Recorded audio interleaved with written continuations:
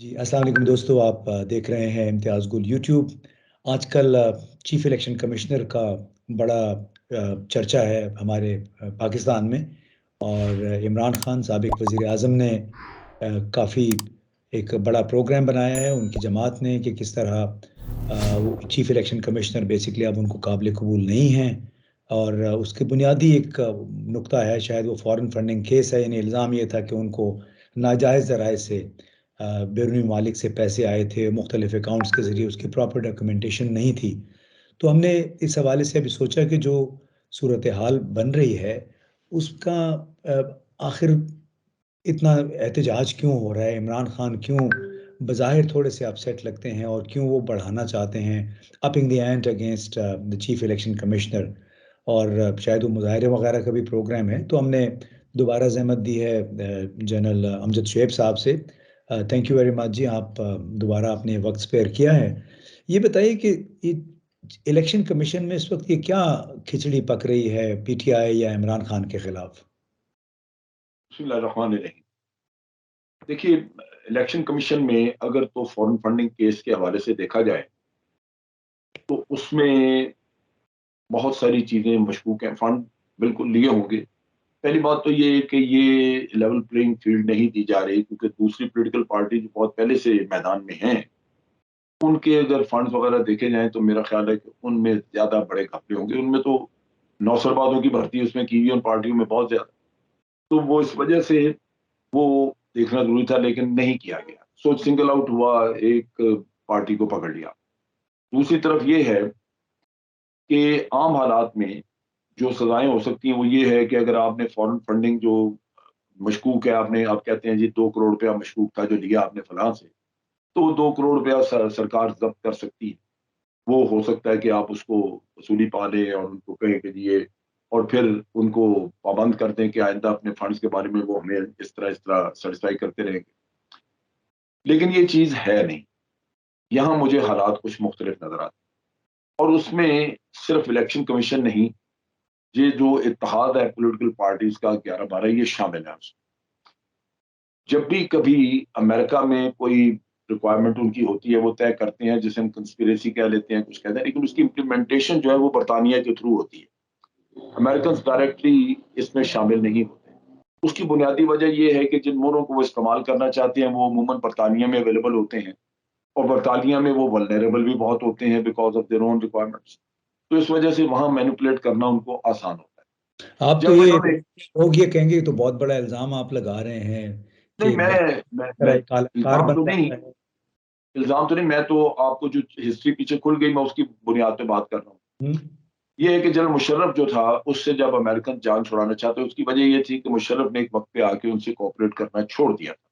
मुशर्रफ ये कहता था कि अफगानिस्तान में हमें एंड गेम बताएं कि आप क्या करना क्या चाहते हैं, ताकि हम उसके मुताबिक चले आपके साथ।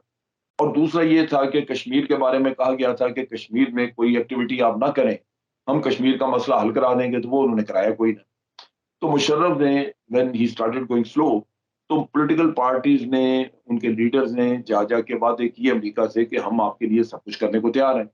नतीजा ये है कि चार्टर ऑफ डेमोक्रेसी कराया गया, क्योंकि उस वक्त दिखाया गया उनको कि आप सब बेशक आइडियोलॉजी अलग हो, लेकिन इस वक्त दुश्मन आपका एक है। लिहाजा वो मुशर्रफ के खिलाफ इकट्ठे हुए, चार्टर ऑफ डेमोक्रेसी बना। वो बरतानिया में बना। लेकिन उसके बाद हुआ ये कि मुशर्रफ सीन से खत्म हो गया तो चार्टर ऑफ डेमोक्रेसी भी खत्म हो गया। सो वो एक टेम्पररी थ्रेट थी। आज इमरान खान जो है एक परमानेंट थ्रेट के तौर पे नजर आ रहा है। उसको मुशर्रफ की तरह यूं हवा में तहलील नहीं किया जा सकता, गायब नहीं किया जा सकता कि वो, आप कहें कि जनाब वो, हमने उसको एक दफा गिरा दिया तो अब वो चला गया। वो ज्यादा खतरनाक होता नजर आ रहा है।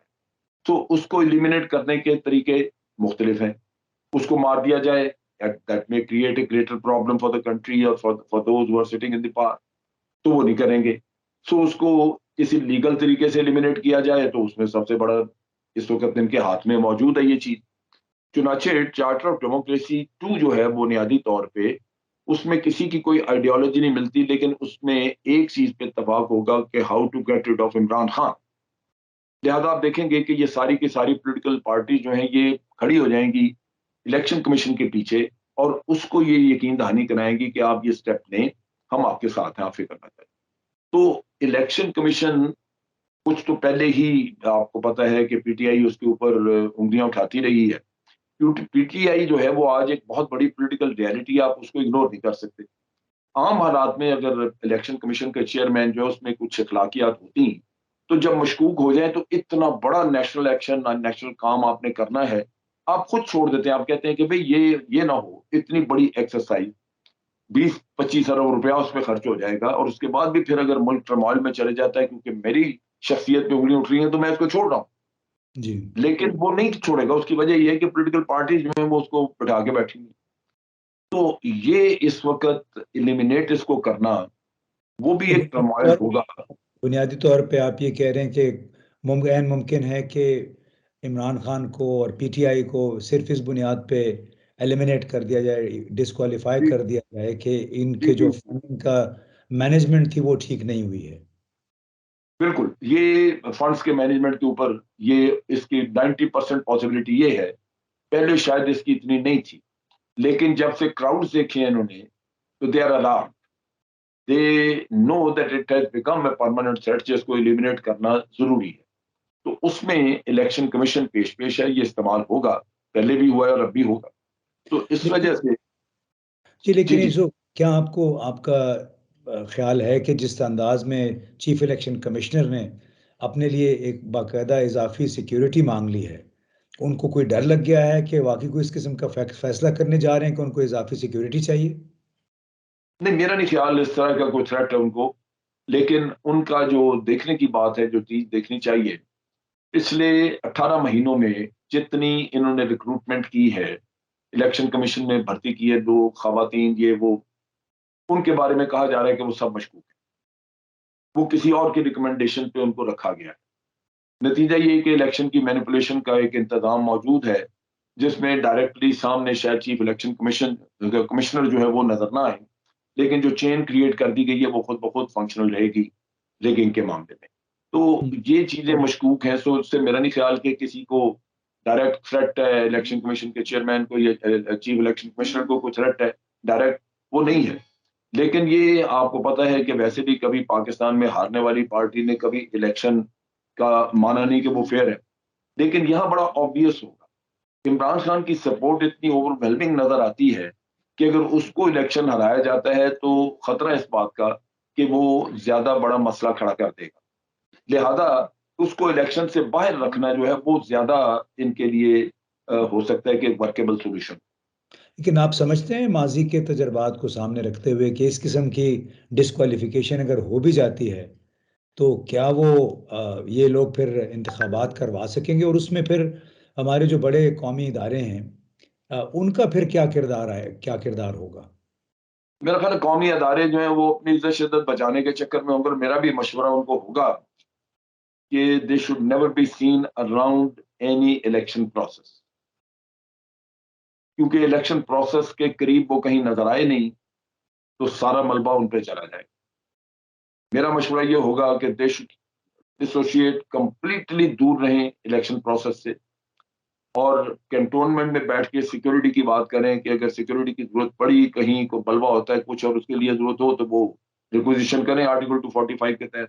Otherwise they should have nothing to do with it, और इलेक्शन कमीशन मैं समझता हूँ बड़ी ज़्यादती करेगा, अगर फ़ौज को कहीं इन्वॉल्व करता है। ये बताइएगा जनरल साहब कि अगर इलेक्शन कमीशन अब इतनी बड़ी जमात के लीडर को नाअहल करार दे देता है, उसके नतीजे में इमरान खान एक मुल्कगीर अगर तहरीक, एहतजाजी तहरीक का हुक्म दे दे या लोगों को बाहर सड़कों पे आने का कह दे, तो फिर सूरत-ए-हाल क्या बनेगी हमारी? पहले से ही इतने ज़्यादा जज़्बात भड़के हुए हैं, पहले से कौम 2 वाज़ेह कैंपों में बँट गई है, तो ये तो बड़ी मुश्किल हो जाएगी फिर हमारे रियासती इदारों के लिए।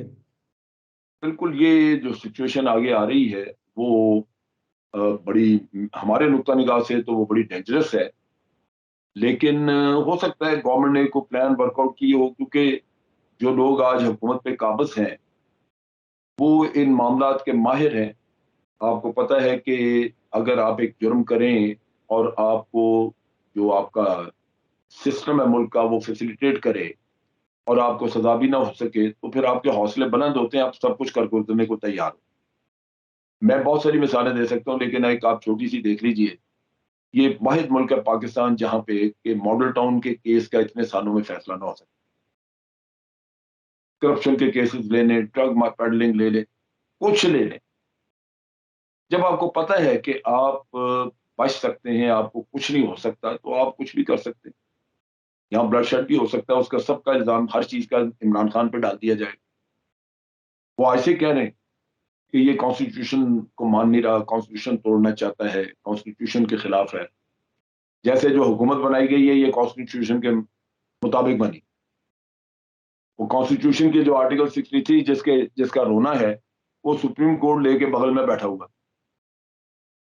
تو کانسٹیٹیوشن تو کسی کے لیے بھی میں سمجھتا ہوں کہ وہ اتنا اہم نہیں رہا, لیکن عمران خان کے اوپر لاگو کیا جائے گا اور they'll be able to get away with it, میرا اپنا اندازہ. اچھا یہ بتائیے لاسٹ کویسچن کہ جس انداز میں ہمارے میڈیا میں خاص طور پہ سوشل میڈیا میں جو بحث مباحثہ شروع ہو گیا ہے, آپ کو بھی یقیناً آپ کے واٹس ایپ گروپوں میں یہ بحث آتی ہوگی, جو ہماری مسلح افواج کے کردار کے حوالے سے, ان کی جو قیادت ہے اس حوالے سے, آپ سمجھتے ہیں کہ اس قسم کی یہ پہلی مرتبہ ہوا ہے کہ اتنے خوفناک انداز میں ایک بحث چل پڑی ہے, حالانکہ اتنا ہمارا بڑا زبردست ادارہ ہے, اتنی اس کی قربانیاں ہیں, اور کہ ایک دو افراد کی وجہ سے اس قسم کی صورتحال پیدا ہو کہ لوگ ادارے پہ انگلیاں اٹھا رہے ہیں, تو یہ آپ سمجھتے ہیں یہ انپریسیڈنٹڈ سچویشن ہے؟ انپریسیڈنٹڈ ہے, لیکن یہ ملک کا سب سے بدقسمت ادارہ ہے. سب سے زیادہ قربانیاں بھی انہوں نے دی ہیں, شہادتیں, تکلیفیں. آج ہزاروں کے حساب سے ہمارے لوگ اپاہج پڑے ہیں جن کو آرمی کوشش کر رہی ہے ریہیبلیٹیٹ کرنے کے لیے, جن کے اعضاء گم جا چکے ہیں آئی ڈیز کی وجہ سے. 6,000 سے زیادہ لوگ جو ہے وہ ویسے شہید ہو چکے ہیں. ان کی فیملیز کو ریہیبلیٹیٹ کرنے کا ریاست کوئی کام نہیں کرتی, فوج کر رہی ہے. اور سب سے زیادہ گالیاں جو ہیں وہ یہی لوگ کھا رہے ہیں. پہلے پی ایم ایل این تھی اس میں ملوث. پرابلم یہ تھی کہ اس وقت اس ادارہ اتنا سینسیٹیو نہیں تھا اس ایشو کے بارے میں جتنا آج نظر آ رہا ہے. اور اس وقت جتنی بے توقیری ہوئی وہ آج سے کہیں زیادہ تھی. لیکن آج آپ کو زیادہ اس لیے محسوس ہو رہی ہے کہ ادارہ سینسیٹیو نظر آ رہا ہے, ادارہ اس کے اوپر بابلا مچا رہا ہے. ورنہ تو اصل مجرم تو اس ادارے کی بے توقیری کے وہ ہیں جو آج حکومت میں بیٹھے. یہ رسم جنہوں نے انہوں نے حمزہ ڈالی. محب کے ساتھ ملاقات بھی کی تھی لندن میں, جو افغانستان کے نیشنل سیکیورٹی ایڈوائزر. بالکل, جس نے یعنی اس نے پاکستان کو کہا کہ جی یہ چکلا ہے, ہیرا منڈی ہے, اور میاں صاحب ڈوب نہیں مرا جس نے اس کو ویلکم کیا وہاں پہ. اور میں سوچتا رہ گیا کہ یہ اس نے جس جگہ کو چکلا اور ہیرا منڈی کہا, یہ ملک میں نہیں اس میں اکیلا بیٹھا, میاں صاحب کے اپنا خاندان اس میں بیٹھا. تو یہاں پہ ہم نے بے حسی کا مظاہرہ کیا, اور اس بے حسی کا آج ہم خمیازہ بھگت رہے ہیں کہ اس سے لوگوں کے حوصلے بلند ہیں. وہ سمجھتے ہیں کہ ان کے منہ پہ جتنی کالک من لی جائے وہ کم ہے, کیونکہ یہ تو کالک برداشت کرتے. میرا چلے خیال ہے کہ ہمارا یہی المیہ ہے. اگر ہم نے اس وقت ان کی گردنیں دبوچی ہوتی تو شاید آج یہ ہمیں دن نہ دیکھنا پڑے. چلیں, بہت بہت شکریہ جنرل صاحب. دوستو آپ نے سنا, بڑی مشکل صورتحال بنتی چلی جا رہی ہے پاکستان میں. اگر الیکشن کمیشن نے کوئی ایسا قدم اٹھا لیا جس کی براہ راست زد پڑتی ہو پی ٹی آئی پہ اور خاص طور پہ اس کے لیڈر عمران خان پہ, تو ولا عالم صورتحال کیا بنے گی. اور دعا ہماری یہی ہے کہ ہمارے تمام ریاستی ادارے ایک ریشنل انداز میں جو بھی قدم اٹھائیں ریشنل انداز میں اٹھائیں, تاکہ اس ملک میں دنگا فساد نہ ہو بلکہ سموتھ ٹرانزیشن ہو. اگر الیکشن ہونے ہیں تو پرسکون الیکشن ہو جائیں.